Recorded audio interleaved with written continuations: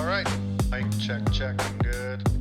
So I'm Max Ceron. CWB Association Welding podcast. Podcast. Today we have a really cool guest. Welding podcast. The show is about to begin. Hello and welcome to another edition of the CWB Association podcast. My name is Max Ceron, and as always, I'm trying to find all the best talent, stories, and journeys I can find across Canada and the world. Today I have a wonderful guest coming to us from West Coast Canada. Here we have Natasha Zsiak. I'm going to try to say it right because I know I've seen these letters in combination before, but you tell me how it's said properly. I know, actually, I think you did a really good job. Okay, So, yeah. cool. So Tasha is a Steamfitter who's working out in BC, and from what I saw, she's recently been working with C-SPAN. So Tasha, welcome to the show. Hi, thanks for having me. Awesome. So let's talk a little bit about where are you right now? So where out in BC are you? So I live in Surrey, but I'm working in North Vancouver at the shipyard. And you're living in Surrey? Yeah. Yeah. That's a big area. How do you like it? Yeah, I don't mind it, actually. There's a lot going on. Yeah. My parents lived in Richmond, and my sister lived in Coquitlam. So, it's always those, just outside of the main Vancouver area. They're, the better places to live. Less crazy, slightly. Yeah, well, this place is getting a little too busy for me, but we still like it. Yeah. How long does it take you to get to work then from where you are? Oh, it takes me about 25 minutes in the morning, and then anywhere between 1 to 2 hours in the afternoon. Yeah, because I know the traffic getting in and out can be pretty rough. Yeah, no, especially out of North Van, you got that one bridge. One way, yeah. Yeah. So you are currently a steam fitter. Are you a journey person steam fitter, or are you apprenticing? Are you on your way? What's going on? I'm a fourth year. I can do my red seal in October, so I'm signed up to do that at the hall. And yeah, just working my way through my last few hours here. Well, that's exciting. How did you pick steam fitting? It's a very specific trade that even pipe fitters don't necessarily get into steam fitting. How did you pick that one out of all of them? Well, when I got out of high school, so when I was 18, I took the welding program at the Union Hall, and during that apprenticeship, I met a steam fitter, and I just from where I was working, he always had the drawings and he always had all the answers. I just thought it was kind of a cool career. So when I circled back to trades, in my later 20s, I thought it would be a cool one to try. So I called the hall and got set up with it. Oh, awesome. So there's a couple nuggets already in there. There's a couple little nuggets I picked up on. So first of all, let's go back to taking this welding program when you're 18. Were you in were you born and raised in Surrey? Where were your roots from, or where did you take your high schooling? So I I was raised in North Burnaby, and I went to Alpha there, and I actually changed Alpha to Alpha and went to Purpose in New West, but that was just my background. When I finished with high school, my dad said to get a trade, and he suggested welding because I didn't really know what to do after high school, and he was like, "Well, just take a trade, just so you're doing something." And I thought welding looked cool. Well, it is cool. It is. Cool. It is. No, it's super cool. But that's not the norm, for an 18-year-old woman coming out of high school being like, I'm not so sure what I want to do, which, nobody at 18 knows what they want to do. Not often are parents like, hey, try the trades. Like that for me, it was like a wow. I don't hear that very often. Is that just something that was normal in your house? Are your parents tradespeople, or? Yeah, my dad's an electrician. So I did in high school, I would work with him a bit doing electrical stuff, but it wasn't really my thing. But I did like the idea of melting metal, so I was like, oh, that sounds super cool. Yeah, I guess if you're an electrician, you're only welding when you shouldn't be. Yeah, like you're welding in industrial you weld quite a bit, but other than that, no, not anything that I had seen growing up, right? Yeah, for sure. And I know that whenever I try to do weird electrical in my garage, everything explodes and kind of gets welded together, which is kind of like, it's why I'm not an electrician. Yeah, like for me, it's the teeny tiny pieces. I get like, Yeah, I'm just like, oh, I cannot work on this small spaces anymore, which is funny because now I work in small spaces, but different. It's different. yeah, it's different. So your parents, your dad was like, okay, try trade. Welding looked cool, which, visually, I always think that welding's probably the easiest one to pick up from. Like, if you laid out all the trades in front of you and everyone was doing their trade in front of you, you're going to notice welding first because of the bright light. It's going to be the loudest and coolest and sparks and things happening. So you took a program. What kind of program did you take? So back then it was just C-level. Uh-huh. So I did the C-level program at UA Pick, so the union school. Uh-huh. And yeah, so that was just the CWB courses, and it was about 6 months. It was fun. It was fun. I liked it. But it was back then it was a little hard to get a job right out of school because I couldn't apply at the union because it was a pipe fitters union. So they wanted me to have my B level, but they didn't want me to take my B level until I got hours. And when I came out, it was slim pickings. Kind of left you hanging. You didn't feel like you didn't want to just pick up a normal welding job with your C-level, because there is always just that, get in through the trade, not necessarily through the hall. Yeah, I did try. There were a bit of hurdles. Some people, they didn't want to hire me because I was like young and a girl. They were worried about the radiation, and then being Why? 18.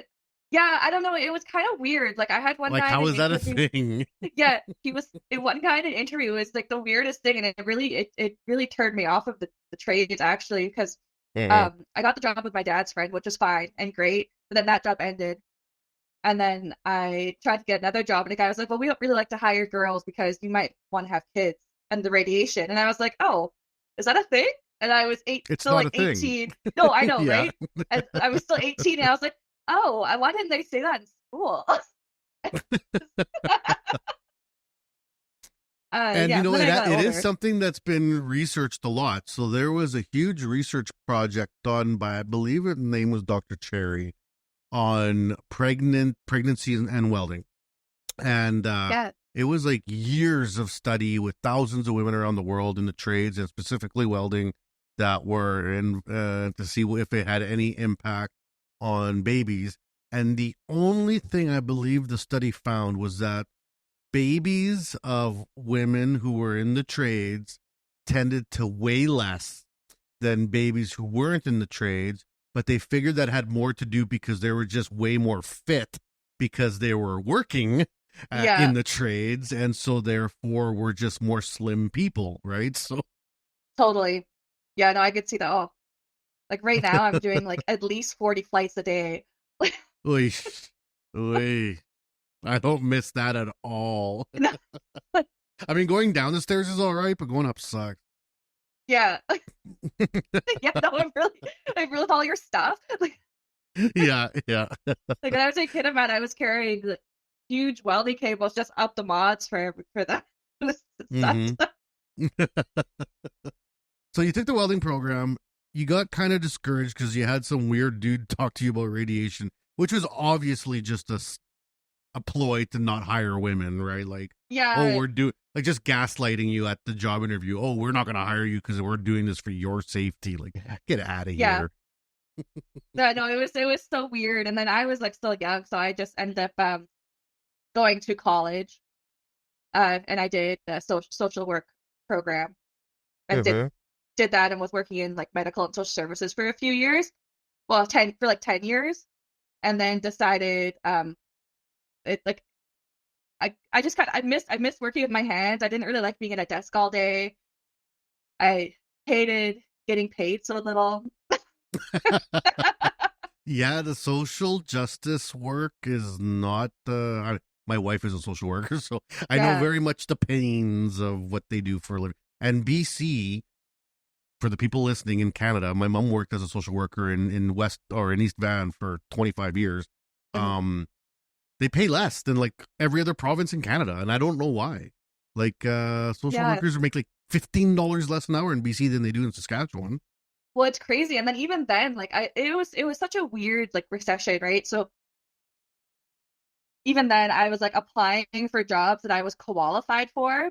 And then in an interview, Uh-huh. they're like, well, why would we hire you and not someone with a master's? I'm like, was someone with a master's do this job for $18 an hour? Like, Yeah, get out of here. like, No oh my one's that God. desperate. Yeah. Yeah. Man, if you can find him, go ahead. I really don't have a reason why you should. So I guess what was in you? What was your calling that pulled you towards social work? I mean, that is I mean, at the end of the day, it's like teaching. You don't go into it for the money. There is something else that attracts you to that world. Totally. There was just, like I grew up with a lot of mental health and like addictions and stuff in my family. So I wanted to work Uh-huh. with them and learn about it. And it was just something I thought I would be It good fit. at. And yeah, Yeah. it fit. It seemed like the right thing to do. And honestly, it's not, even though it was college and social work and a lot of money to do, I don't regret it at all. It's helped me a lot. All the skills I learned with just tools to empower even, right? Like, 100%. I went to university too, and I went for philosophy, and people were like, "How does that help you in life?" And I'm like, "Actually, it helps me like literally every day. Like yeah. literally, like all education counts. There's no time that anyone ever wakes up and is like, I wish I didn't learn that. Like, No, no, yeah, no, there's just, and it's so much value, especially with any sort of social science, right? Like it's Mhm. society. And there What was what are you also a gonna lose study I from read. learning that? Yeah, I read a study earlier this year that said people with some arts background, even if it's like part of an undergrad or some courses, are better at business. So now they actually look for people like, with business degrees to have some type of human justice or social services education because, yeah, like you just said, it's society. It kind of Yeah, is important because we live in it. 100%. And it's just like, the people that are taking these, like the social courses, you have a better, I find that they have a better like bedside manner than people that didn't. Mm-hmm. Mm-hmm. But And probably it's just the aspect. Like, I mean, I get both sides of that train. Sometimes people are like, "What? I hate sitting behind a desk." I get it. I'm not good with that type of education. I get it. But when they tell me that it doesn't have value, that's where I don't agree. Because especially if you are someone that likes to work with your hands or likes to be active, conditioning yourself personally, not society, not the man, just personally, making yourself sit and learn something and study something and test yourself on something in a group of peers is hard and valuable to do. Like it's good to sit and read a book and learn about it and discuss it with a group of people and then be told you're wrong and stupid and have to take it and accept that and learn that that's part of how you learn. I think society in general could use a lot of that right now. yeah, no, I agree. Mm-hmm. So, 10 years into social work, what was the deciding factor that made you think, you know what, maybe it's time to put the tool belt back on? Yeah, so it was just, honestly, I was just unhappy. Like I was going there, going to the desk, working with people who like have every right to be, but are miserable. Mm-hmm. And I was just like, I was getting like injuries, like late, just sitting at my desk, because I wasn't Yep. moving enough. And my husband, he's a welder, so I was coming home to him welding and stuff, and I was like, oh, I should get back into that. Yeah. It's like tempting you every day. And plus, like, when someone welds, you can smell the welding on them. And it's like, Yeah. ah. Yeah, this sounds so much better than like a urine test. Yes, that would smell much better than I was gonna think maybe like photo paper copier ink or something, but no, urine test is definitely worse. Yeah, because I was working with It's, with addictions, right? yeah, yeah. Did you get to work with any of like the wonderful programming that came in and then is now kind of getting phased out, but hopefully coming back in, like the safe injection sites, there was a big push in the 2000s to get those up and running, and then they kind of got funding cut. But this might be a whole other topic. But were you a part of that world? No, not really. Like I was managing a Suboxone clinic. Hey. So we were working with people on Suboxone, but I did have friends that were working um, at the safe injection sites. So Yeah, I wasn't really like submerged in it, but was. it was around. I got a lot of information about it. Yeah. Yeah, I found that program really interesting because my mom was just at the tail end of her career when that was coming in, and I heard lots about it, and I was like, man, that's so smart. I hope it stays, because it really, I think it was a good template for the rest of the country, whether they took it or not. So Yeah, I do agree. Like I think it was really great, and it just surrounded these people with addictions, with people that actually wanted to help them too. And I can't uh see how that wouldn't help a lot of them recover as well, right? well, Like just I being think around there. it it allowed them to be safe, not just in a physical health sense, but in a mental health sense. Because people always forget that people with serious addictions or any type of issues, or just people in general, we all have a need to be mentally safe before we can make decisions Yeah, that are good, right? So I felt like if you're having to go in as a person with addictions and issues into like some medical facility with white walls and people in suits, you're not comfortable already, and the chances of success are much lower, right? yeah, and it was really great because I know um in those safe injection sites, a lot of people that they were hiring were previously addicts. That's right. Yeah, So and that like who knows you better than someone who was in your shoes, right? yeah, yeah. No, the whole program was really interesting to me to see how they would do that. Like my mom at her clinic, they actually, like you said, over years, some of the people that they pulled it help off the street ended up working at the very clinic that she was at. And I was like, Yeah. if that's not a success story, I don't know what is. Like Yeah, totally. I agree. I agree. It's just I think it's so great to watch it them turn around. Like my one friend, she was that exactly right. She turned her life around. She helps people and she's doing so great now. so now you got a very interesting life education taking that career path, even though you ended up in an unhappy state, which Yeah. happens. Like it happens, but it doesn't negate the wisdom that you accrue throughout this journey. Now you're getting back into welding. How do you get back into welding? Just call up the old hall and say, I'm back, or what what do you Yeah, do? actually, that's kind of exactly what happened. I called my hall. Well, I got laid off over COVID, which was just like a blessing because I was already kind of thinking about making a career change. So when I got the layoff, I was like, "Oh, this is a sign." And I think it was like Perfect. Yeah. the next week, I emailed BC Wit, and then I I called the hall, and I was like, "Can I just like come practice welding? Like, how do I get back into it?"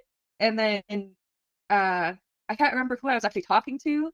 He was like, "Well, did you want to like we have a steam fitting course. Did you want to try that?" And I was like, "Actually, yeah, that's exactly what I want to do." And then I was signed Mhm. up for the foundations class that September. It just all happened really quick and perfect, honestly. And now for the people that are listening, can you explain to them what the difference is between a steam fitter and a pipe fitter?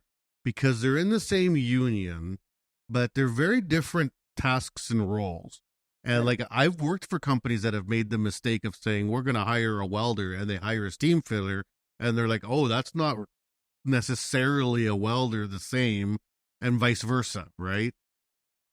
So a pipe fitter is anyone who works with pipes, essentially. So it would be a sprinkler fitter, a plumber, or a steam fitter.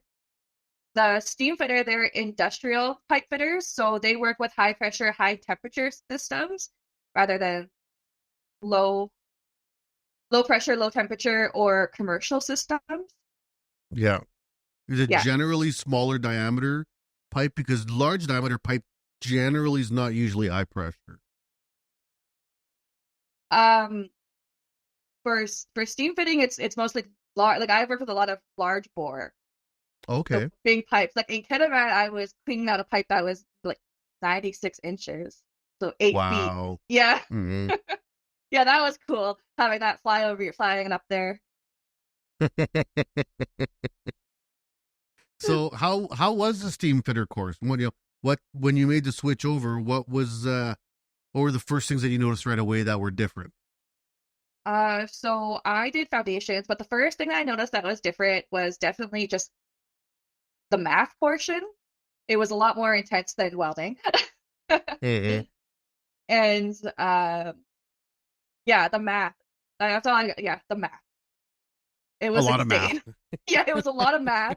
It was like electrical math, trigonometry. It was just really punched you in the face. And but the union was really great because at the college there they have a tutor that comes in twice a week, so you get the help you need. Uh-huh. That's good. And were you able to use your hours from before? They didn't have to get switched from one trade to another internally, or did you have to No, build from fresh? I had to build fresh, but like that being said, I still hold now it's switched over from my C level to level 1 and level 2 welding. And then I just have my steam fitting, which is different hours. Yeah. And you're going to be writing that exam in October, so that's exciting. Yeah, that is exciting. Is it just a written exam, or is it a written and practical exam? It is just the Red Seal exam. So I'll do my course. I think it's 8 weeks. My 8-week course, and then we'll have our final and then the Red Seal exam at the last day. Awesome. And I think it's 150 questions or something like that, and you got 3 hours to write it. Something like that. Yep. Good luck. Yeah, thank you. Thank you. 3 hours and someone watching you the entire time. Yeah, I remember the first time I wrote. No, it was my second Red Seal. When I did my second Red Seal, it was 2014. I got my second one. Smartwatches had come out already, and I didn't think about that. So like when you go write your Red Seal, you got to put your cell phones over on a table. You're not allowed to have they do. They watch you. They're like literally standing over you while you write this exam. And I forgot that I was wearing a smartwatch, and all of a sudden my watch was like beedly, beedly, beedly. I almost got punted from the exam for having a device with me during the exam because I didn't even think about it. But yeah, it's got a calculator, it's got internet, and I was like, oh, took it off right away. I was like, no, it's all good, it's all good. That's hilarious. Yeah, my last was it either my third or second year, I can't remember. But you all get different tests, obviously, right? So you can't cheat. Mm-hmm. But the two people next to me had their code book out a lot more than I did, and I was like sitting there like, what am I doing this wrong? Why are they in their What are they minors looking so at? much? Yeah. And I'm like going through checking every question. I'm like, hey, no, that's not in here. Okay, so I got to freak out. What traits do you have? I got my Red Seal in welding, and then my second one I got my Red Seal in fabrication metal fab. Oh, cool. Yeah, and then I got my Blue Seal after that, which was also really fun. Which is like business competencies and trades. Yeah, that's really cool. And and that's the world now. Like I remember when I did it, it was because I was teaching. Well, I was welding and then fabricating. I started as a welder. I was working for welding shops, and then I moved into manufacturing, and then I wanted to get my metal fab because that's kind of like the path I chose. And they knocked off 1,000 hours or a year off of metal fab because I already had a Red Seal, which was nice. I think a lot of people don't know that is when you do your second Red Seal, you don't have to do it all because a lot of the level 1 classes are just like health and safety and tool use and stuff like that. So you don't have to do those again. They're gone. You can just move on to the next level. Yeah, well, even with like plumbing, if the plumbers have, I think 9,000 hours, they can just challenge their steam ticket. Oh yeah, okay, yeah. Right. So and actually, I challenged my steel fab because I just had enough hours. So I Nice. didn't take any of this. I just challenged it, but it was hard. I barely passed. Barely. I got like a 72. But you did. Hey, I did. 70's an 70's A, a right? win. Yeah, Yeah. yeah. I kept saying that once I became a teacher. I was like, hey, 70's an A. I mean, you want to get 100%, like you Yeah. want to do well. But if you get a 71, you're celebrating. You're good to go, and it's for life, so you're good. Yeah, like they're hard. They're hard tests. Oh yeah. It's a lot of information in a very short amount of time. Like, and I think that's what stresses me out the most about schools. Like, well, hydronics, like it's so much information they want you to cram into like 5 days. And Yeah, it's like it's in literally second, days. yeah, Mhm. second year it was like 5 days, pretty much the entire textbook. And I was like, I can't. You want me to read this 5 days? Yeah. But I always think it's funny because in university it passes a 60, right? Yeah. Med school it passes a 50. Med school, Yeah. right? You know, welding trades 70. I know. Okay, so like you're never gonna run into a red seal pipe fitter, steam fitter, millwright, boilermaker, welder, iron worker. You'll never run into a red seal with less than a 70% in school. And that's a 3 to 4 year program. It ain't no joke. But you'll run into any medicenter or medical clinic and you might have the 50% doctor. Think about that next time you're at the doctor and you're like, this doctor sucks. He probably does. He probably barely passed. Work there. Like, yeah, there's probably that straight A doctor that was awesome, and hopefully you find that doctor. But you may have that guy who went to med school for 32 years and graduated on his 9th try, and you have no idea, right? Like, Yep. Well, yeah, and then even like I don't know if this is just a rumor because I haven't had to live it yet, but if you fail your red seal so many times, they make you take the last year over again, right? there's a few things that can happen. So in the past, way in the back, you'd only have 3 attempts. That's it. There was a saying, in the welding trades, you get 3 tries to get your red seal. After that, you're a cook. It's basically you're on to the next trade. Sorry, you're not cut out for it. Which was harsh because there was a lot of generations of just level 3s rolling around without a red seal because they basically failed 3 times and they were cut off. Yeah. Then in the 90s, that changed to after 3 fails, you'd have to apply for an accommodation, which would mean either retake level 3 or take what was called a trade qualifier program. And trade qualifier programs still exist to this day in every province as an option, which is challenging. That's a fancy name for the challenge exam. Okay. But now, because of the modern accommodation systems, and I'm not dissing it, I think it's actually a good thing. You get basically you get unlimited tries, basically now. But that being said, after the 3rd attempt, they definitely want to know why. And you got to be honest. Like if you have trouble with reading or with math, or they will drill down and be like, okay, look, you're not writing this again until we fix X or F or whatever it is on your list, because they're super stressful tests. They're hard tests, and they also pull you away from work where you got to be making money. You can't just be taking tests all the time, right? Like, yeah. No, it's so great. I'm sure you'll get it on your first try. Yeah. Oh, thank you. Yeah, send those vibes.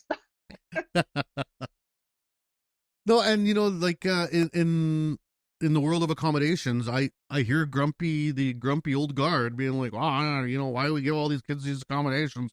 It's like, do you realize the skills gap we got coming? Like I would rather find the accommodations to help people get into the trades than to leave the barriers up and just not have them. That doesn't make sense to me. Well, not only that though, like you're working with a person with a totally different like brain set. Like, do you want someone who knows how to do the job, or do you want someone who could tell you how to do it but not actually do it? Right? Like I'm not great at tests. But like I pass, obviously I'm here. But I'm not great at them, but like I can read my drawings and go out and do it. And I've met a lot of people who are book smart who can't figure that out. Oh, for sure.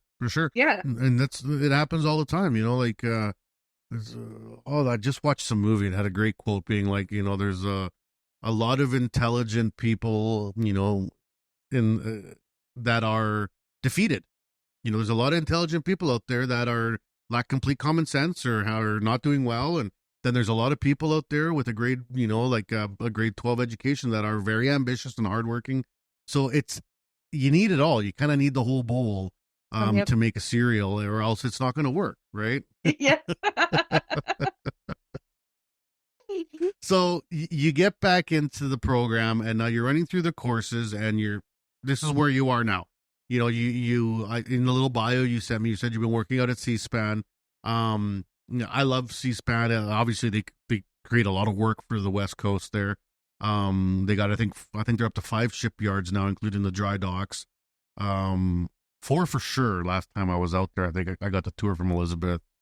But there's the 3 in Vancouver and 2 in Victoria or something like that. Yeah. Those are the ones I know about.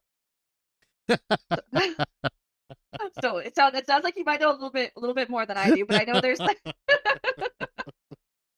Well, I mean, they're huge, right? And they're still a family-ran, like, independent company, which is crazy to me as well. Yeah. Same with Irving shipyards in the East Coast. There's like these giant shipping companies that are still just like run by people, not multinational corporations. Yeah, no, it's really cool. And he kind of comes by, like one of them comes by on his helicopter sometimes.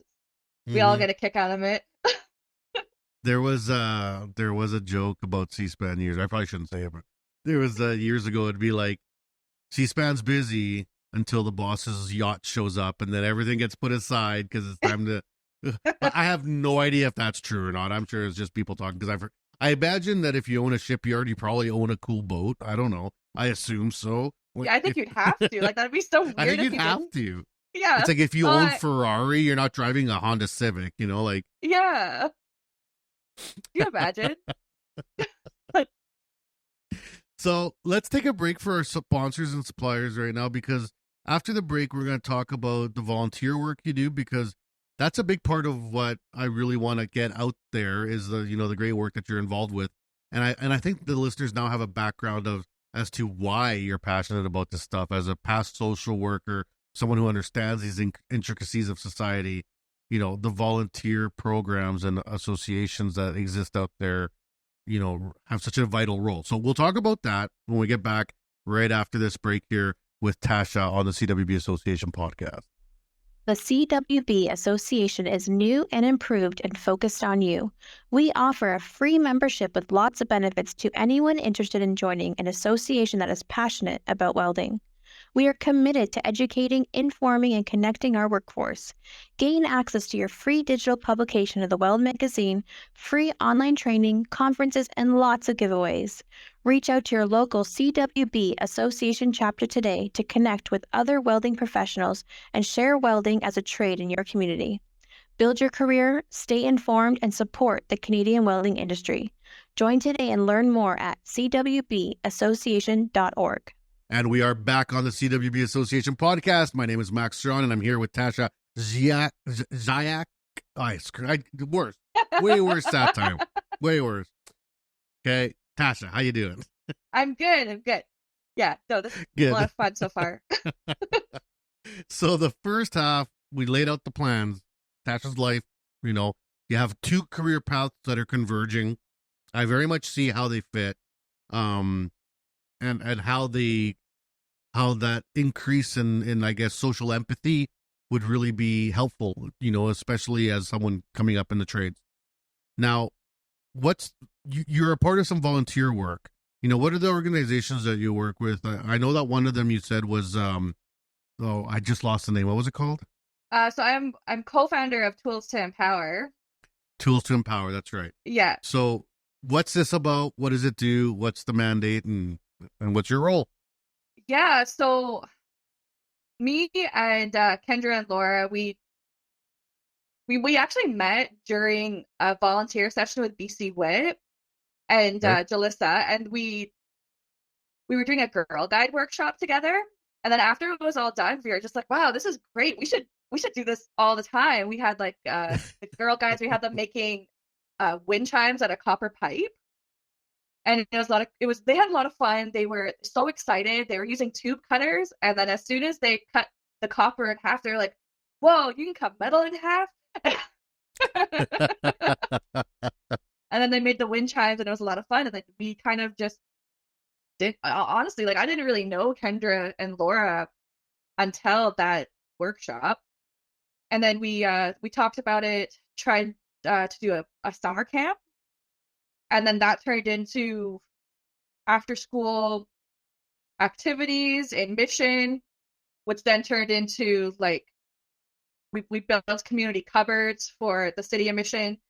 And if you don't know what a community cupboard is, it's like a cupboard that's outside that you fill with food. So it's kind of like a food bank.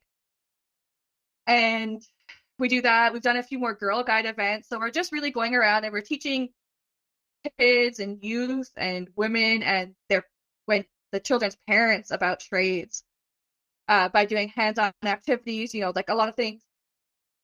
Like obviously they're not doing home repairs, but we had one workshop that was really cool. We built a robot. So they built this lamp.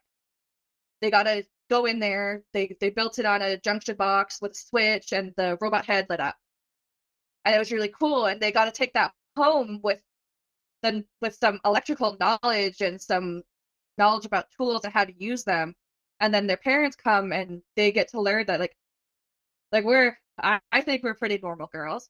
So they get to see that we're not that like people in trades, they're not threatening. It's not the same.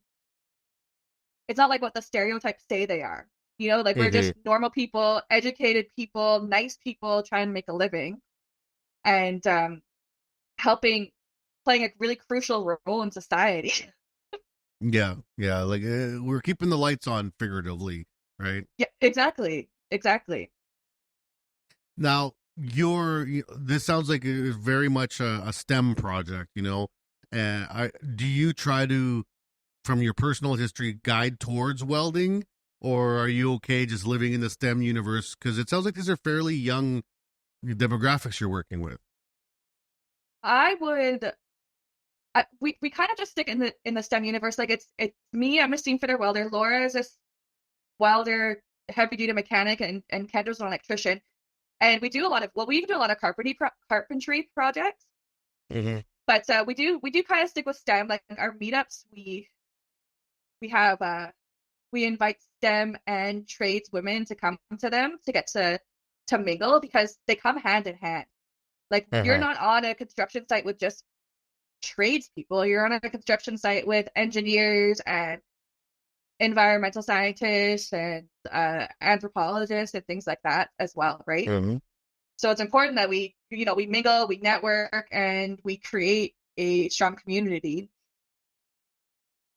And the other girls that are women that you're involved with in this program, the three of you get together. How do you come up with the projects? How do you know what curriculum you're going to do, or how many sessions are they? Like, do these run out? Is it a one day, you're in and you're out, or is this over a few weekends? How do you guys run the programming? So currently they're kind of just one evening, but we are working on ones that are a little bit longer. Like I'm working on a 4-day one right now, and we kind of honestly, we're kind of just winging it. Like we have an idea, we sit there and we talk about it, and then like I sit at my table with my print paper and I sketch something out and try to figure out measurements that work, and then we discuss it again, and then we try it out. Then we're like, okay. Then we try to sell it to somebody. Like, hey, we want to. The one we're doing right now is like we want to teach kids how to build these community cupboards and put them around the neighborhood so people have a better quality of life, so they have the resources they need. And we want to teach kids about trades, and we want to teach kids about building community, and we want to show them that they can have food security if they don't. Yeah. Kind of hit all the levels of society there. And honestly, that's the way business is going. Like, I mean, I look at what we're doing at the CWB, and, there had to be a reckoning in business in general in the world where it can't not be involving your community. Like, it's great that Amazon exists and can be this giant conglomerate that gets me my dental flosser at my door in 24 hours. Cool. But at some point, the jobs, the work, the taxes, the money, our lives, they're in our community. They're in, they're the people around us. and pulling back and saying, hey, the job you have, and there's a great scientist out of Denmark that talks about it, called the social responsibility of job action, that every job that exists in the world has a social aspect to it. And for the trades, our social aspect, our social quotient is super high because we're part of the infrastructure of our society. You know what I mean? And some things you could put on one end of the spectrum, but the trades are really at the very beginning of that spectrum, because nothing's happening if there's not equipment to do it with, people that know how to use it, and then people to do it, right? So, well, like imagine a society without plumbing. mm-hmm. That would bring us down to a whole different. That was the Black Plague. That was England, and the Aztecs and the Mesoamericans in the Americas had flushing toilets for 6,000 years. So that technology that existed in the Americas never got invented in Europe. Never. And even though Europe had wars and paper and all these crazy inventions, they didn't have a flushing toilet. And a third of the continent died from the Black Plague, right? So there's a simple example of, colonial collaboration, probably not the best example, but but technologies being able to transverse people in space, right? Yeah. Now, when you guys are doing these things, how do you shop it around? You said, hey, I'm going to do a 4-day thing, and then I'm going to shop it out there. Who do you reach out to, or how do you pick areas, or do you have darts on a wall or a map, or how do you figure it out? Well, when we first started and we chose our business name, they wanted us to choose like a city or a location as part of the business name. So we kind of like, okay, well, we all live in the Fraser Valley, so let's just focus on the Fraser Valley for now. And then from the Fraser Valley, people in Kitsilano reached out to us. They're like, hey, what you're doing is really cool. Can you come teach our Girl Guide crew? So then we had like a few projects, and then we went to go do that. And then on social media and stuff, a lot of people reach out to us. And right now we're going to be at the skilled trades competition with Canadian Home Builders Association, which is cool. So we'll just be doing a workshop. Yeah, we're doing like a little keychain workshop. It'll be cool, so the kids can use tools, use screwdrivers and vices and stuff like that, just to get their hands on it. It's just a cute little project that will get their hands on tools, right? So we have a lot of people reach out to us, but now that we've been doing it and have been, I guess, essentially advertising it, because we show it on our Instagram, a lot of people come to us because they want, they believe in what we're doing, which feels great, and they want us to show them and help them and be involved. Now, how do you schedule that with your normal lives? Sounds like the three of you women are very successful tradespersons. So how do you fit these camps and this work in an already hectic and busy life? Yeah, it is. It's a little tough, but they're passion projects, right? It's social work projects. You got to do it because you love it. And we try to limit, like we do our meetups once a month. So that makes it a little bit easier. We have a whole month to plan in between them, and we try to do workshops once or twice a month. So we're not doing a whole bunch, but because we have to do the prep and stuff in between. But we just try to schedule it, and we actually recently just expanded our team a bit, so that's great. So we'll be able to reach more people now that we have more people to help us. What kind of obstacles does a fresh group, this newly minted organization of Tools to Empower, what are the obstacles that you guys face in terms of trying to get out there, getting where it sounds like things are falling together pretty well now, but there had to have been something that was like, how do we work around that, or how do we get in that place, or Yeah, like they're honestly like I think our toughest obstacle right now is like none of us are business majors, right? So when we're Mm-hmm. sitting, like one of the biggest obstacles is sitting around trying to figure out how to just do some of this paperwork. Mm-hmm. And Yeah. there's so much of it. But yeah, I have a really great team, and that's really the only thing we're having problems with is just trying to figure out all the legal stuff. Other than that, like we come in there with like full hearts and eager to get these things done. Like these workshops are fun. Like I enjoy making them. Yeah. I enjoy teaching the kids to do it. Like I look at it as a part of my socializing almost because it's just Yeah. they're fun. Well, volunteerism, that's what it's supposed to be. It's letting that passion out, because things can just be fun to do when you take the dollar amount out of it. Like when you go weld and you're getting paid to weld, you're welding because there's a job to be done. There's a certain fun and passion in doing a good job and nurturing your career. But then there's also a different type of passion and fun when you have your buddies in your backyard and you're teaching them how to weld, and you're doing the same thing, you're imparting the same knowledge, but it's totally different vibe. You know what I mean? Yeah, no, totally. Like I just like the Girl Guides are so cute. Like we had them. The last one we did was a wooden cat project, and them just using the saw. They had to tell every single one had to tell their dad that we used that miter saw, and I still have all my fingers, and it was just like that alone made the whole long day worth it. Well, and you bring up a very interesting point there too, because a lot of people are worried about the risk, right? Like the risk of the trades in general, and then the risk of when to let their kids become, involved with that type of education. It was a thing, 1,000 years ago, where you'd start learning your trade, as a kid. You start, helping with the fences and the building and the whatever maintenance of the homestead or the house or whatever. Yeah. And that got taken away from children as it was too dangerous, because they can get hurt, and kids can be, I raised a couple kids. They can really do stupid things sometimes that are just neglectful, and not because they're, not smart, but just because they're kids. They're learning. They don't know yet, right? 100%. How do you mitigate that risk? How do you guys work or plan around that?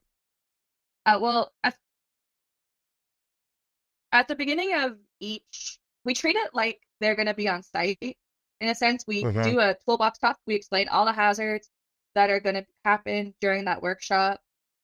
We introduce them to the safety equipment and explain to them why the safety equipment is important. And then we make sure we have enough people to kind of, we try not to have more than 7 girls or 7 kids per adult, just so we kind Mhm. of keep an eye on them. But we do like we just make sure that they're mindful of everything that's going to happen and what the risks are.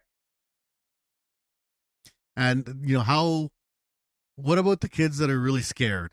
Because that always have, even as a welding instructor, I'm teaching at the college, and you'd have a student show up for first day of welding class, and they're 22 years old and they're terrified. I'd Yeah. imagine for a 12-year-old girl, it's probably pretty scary, or maybe not. I mean, kids can be pretty courageous. What do you guys find? Yeah, like for the most part, I find that some of them are pretty courageous, and the ones that aren't, like depending on the group, often there is like a leader in the group who gets it, and she's Mm-hmm.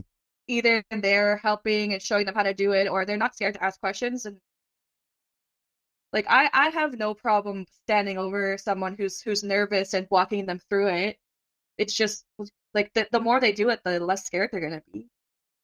Yeah, I remember I did a STEM camp for grade 7 once, and there was a couple that were just terrified of the tools. Like they just wouldn't even be anywhere near.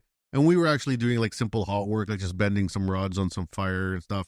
And I was like, all right, well, you guys are just my shadows. I'll do your project for you, but you have to be my assistants. Like hand me this, hand me that, just to get them comfortable. By the second hour, I was forgotten. They were all over it. Just Yeah. had to just get over that hump, Yeah. And it is like funny, like we had one girl when we explained why they needed to wear their earplugs, she was so nervous to use the saw because she couldn't figure out how to get her earplugs in right. She thought she was gonna go deaf. So it is kind of funny because you get things like that, right? She's like, I don't want to use the saw because I don't want to lose my hearing, and I'm like, it doesn't happen quite that adorable, fast. but Yeah. yeah. I mean, yes, we're all deaf now in our 30s Yeah. and 40s, but whatever. Yeah. I'm sorry I scared you straight. I promise it won't happen. What's the age groups you're catering to? What's the bottom end and what's the top end? Well,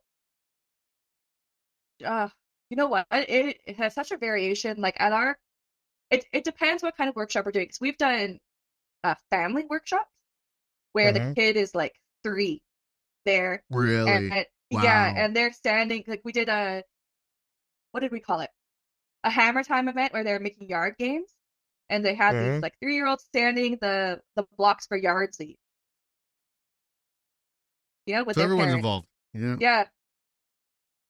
And then I guess there's no top end either then, because if you're doing family day, that means even the old buggers can get involved. Yeah, bring the grandparents. You know what? Or another thing that we really encourage at our meetup is for people, like I have the meetups. We have them, they're non-alcoholic meetups. We have them starting 13 years and older. So teenagers can come in and talk to people in the trades and STEM and get like ideas about it. And when I go and talk to youth at schools, I'll tell them about it, and like I tell them to bring their parents and whoever needs to learn about it, right? Like it's important to just have everyone involved because there's always going to be people who are uncomfortable by it. But if you make it a very open and inviting place, it will make it like that for the trades, right? It'll make it seem less scary for everybody. Now, is there any connection between your trades, like certainly your hall perhaps, and your side business here, Tools and Power? Like, do you bring tours to the hall, or have you involved your hall at all in terms of any of the work? Or so they sponsored our first the first Girl Guide event, which was really great, and we are going. I'm gonna reach out to them again. We've been so busy, so I haven't actually had the chance to write the email. But yeah, like everything's like we're only a year old, March 20th. Yeah. Right. So and the year just went by fast. So we're gonna reach out to the unions again and get them involved because like 170 is a great hall. It's so welcoming, and they have their own school, and the teachers are great, and the people I work with are great. Well, they have that beautiful facility there too. It's all like brand new. Like yeah, like I would love to do a tour. I remember, when I was talking about the day camp, I was talking to Jordan, the principal, or I don't know what we actually call him. I guess he's the principal. Super. Yeah, the super. And we were going to borrow the welding machine, but then yeah, so like they're open to participate. Like, I guess if I write that email.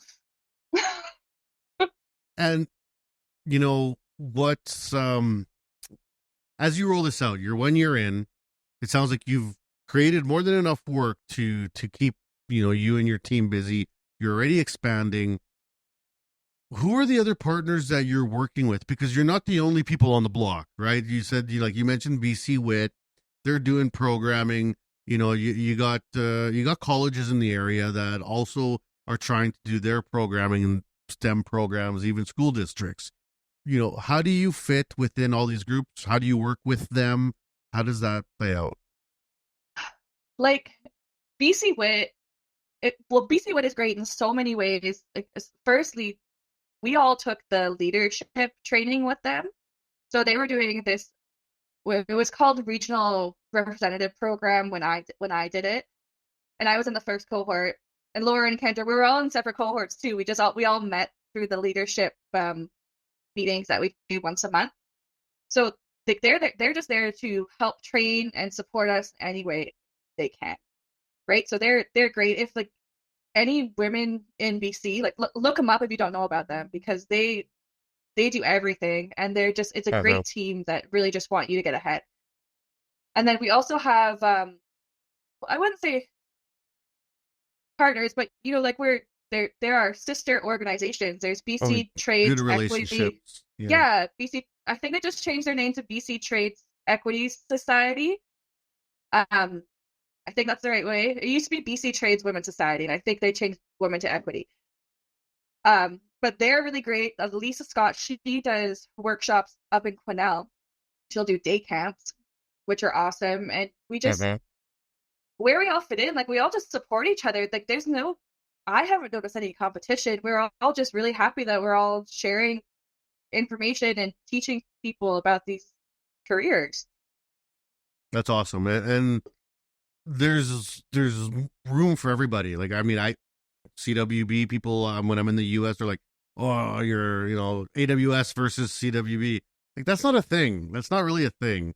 Like, they have their standards, we have our standards, but from the not-for-profit side, we're all in the same game. We all just want to see the welding industry get supported. And we even have now dual chapters, which are AWS sections and CWB chapters in the same group. And that never used to exist. And I'm like, yeah, let's do this. Why not? Because not-for-profit is not-for-profit. If a student can apply to one organization for a scholarship, why not just apply to both? Right? Let's just make it's what we want. So totally. Like I just, there's so many projects going. Like there's just so many projects going on. There's so many people that need to get involved. Like there's no reason for competition. Like I would love to do. Well, our meetups, they're sponsored by BC Wit. So that's amazing. And we've talked about partnering with BC Trades Equity Society. They literally like just changed the name. It doesn't feel comfortable off my tongue yet. But yeah, like we talked about partnering with them for things. Like it's just, I hope it never turns to any sort of competition. Like there's always the fear that it might, but as of right now, like I just want them to have the same success we have.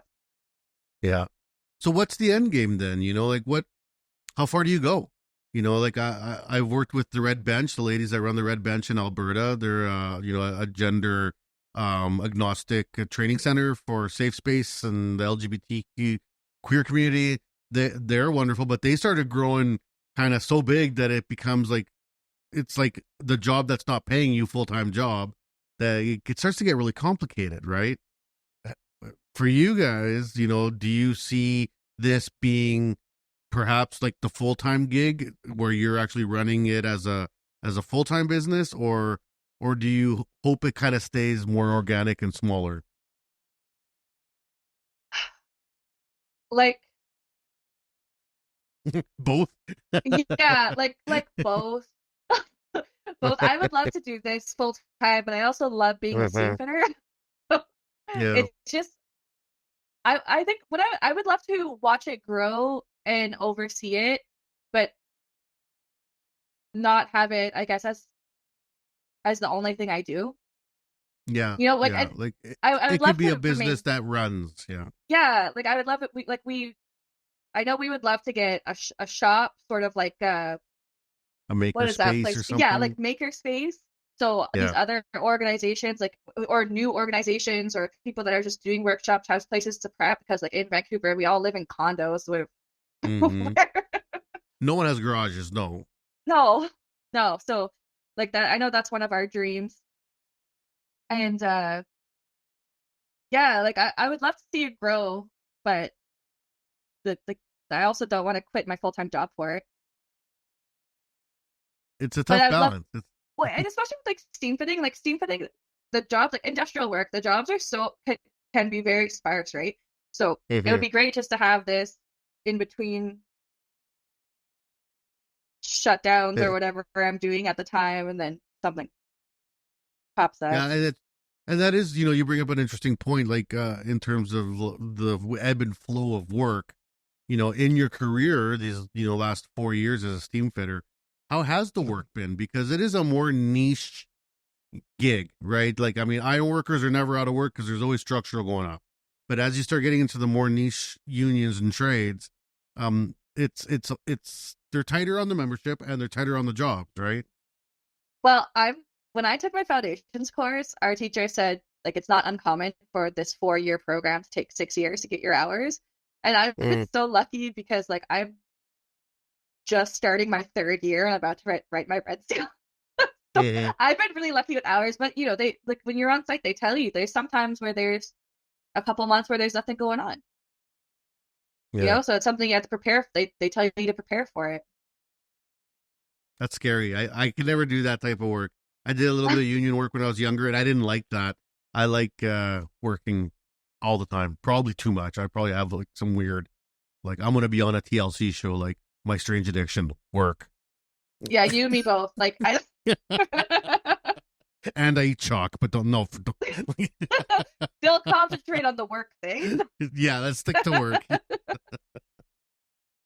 All right. Well, this has been fantastic. I love learning about this. To kind of wrap up the interview, how would people find out about you? You know, how do people figure out where you are, or where there's courses running? If there's people in the BC area, the West Van area, or the West BC area, you know, what do they call it? The Lower Mainland. They, how do they find what's going on? Like with Toolstem Power? Yep. Yeah. So we have a website, www.toolstempower.ca. And that has, we post our workshops and stuff on there. We have a members application, and if volunteering with us is something that you'd be interested in, fill out that. We'll review it at our meeting and talk to you. All of our members are welcome to our meetings. So we send out, well, anyone's welcome to our meetings. We send out messages on our Facebook so people can get involved, as well as an Instagram, which was tools.to.empower. Yeah, so those are, we post everything on our social media and our website. So if you have any questions or want to get in touch, check it out. And what about all the suppliers that might be listening to this, or the companies out there that are eager to sponsor and help support, small, wonderful organizations like yourselves? How would they get involved with maybe supporting a camp or a workshop with your group? Well, you could just, they can email us through the website or at info@toolstempower.ca, and we can work something out, or our website also has a sponsorship package. Oh, awesome. So everything's on there. Yeah. Yeah. Good. And what about for yourself? Now, personally, Tasha, what's your end game? Where do you see yourself going after you pack that red seal into your wallet and it's yours? What's next on the horizon? Where do you see yourself? I actually applied for the project management program at SFU. Simon Fraser University, Yeah. Yes, Simon Fraser University. So hopefully I'll do that after my red seal and see where things go from there. Like I'd love to keep pursuing things with Toolstem Power. I'd like to finish my red seal and I don't know, just see where life takes me. I would look into the Blue Seal course if you're interested in taking that route, because the Blue Seal course is quick. It's not easy, but it doesn't take that long. And they count towards any type of university courses that are program management or leadership or any in that bucket. They count as, I think, 400 level classes. So. Oh, cool. Yeah, no, I'll check that out. I know I should. Yeah, because I was able to use it to go back and add to. I'm working on my second degree now. I was able to use my Blue Seal towards that. Nice. Cool. Thank you. Awesome. Well, this has been fantastic. I really appreciate the time. The hour just flew by, but I really love seeing what people are doing out in the community. There's giant organizations like CISC, like the CWB, like there's these great not-for-profits that are out there, but there's also so many wonderful small groups getting together to try to do the right thing and help their local community. And really that I think it's wonderful that you took it upon yourself, because it takes a special kind of person to decide to just do that. Thank you. Those are very, very kind words. awesome. Well, no, it's true. It's true because I've been volunteering my whole life, and I see how it eats people up, and some people come in and leave. The people that stick it out, that they're in it for the long haul, right? Yeah, totally. Like Yeah. and I always tell people, like, I'm now the boss of the place I volunteered at. So hey, you never know. Oh, well, Okay, thank well, you so awesome. much. Yeah. Now, any shout outs you want to send to anybody? Oh, well, like BC Wit, check out BC Wit for sure, and BC Trades Equity Society. I'm so Good, sorry I good. keep butchering you guys' name. I love you guys. We'll make sure we include the links in the podcast Yeah, so thank that you. they get the proper shout out. All right. Yes, thank you. Thank you. I appreciate that. It was so nice to meet you. Thank you for having me on here. Yeah, you bet. And we're going to be out in BC with, the Traveling Roadshow of the CWB. We're out in BC pretty often. Usually once a year, we're out there for something. So next time I'm out there, I'll make sure I hit you guys up and see what, if there's maybe a camp that you're doing or something that I can maybe drop in and visit. And I'd love to see it in person. Yeah, that'd be cool. Thanks, Max. Yeah, you bet. Well, have yourself a great day. And for all the people that have been watching along, thank you for tuning in to this podcast. And thank you so much for supporting us as we continue to grow. We have lots coming up. This year, 2024 is going to be nuts. We're going to be doing our FabTech Canada /CanWeld in Toronto in June. We're going to be down at FabTech Orlando in October. We might have a bunch of other stuff coming up. We're going to be at Skills Week all week in Quebec City for the end of May. So keep staying tuned to what we're going on. It's new budget season for us. The chapters are going strong right till June. And then in September, we start back up, and we have huge announcements that are going to be rolling out over the summer. So glad to be working with everyone out there, and stay tuned for the next episode. We hope you enjoy the show.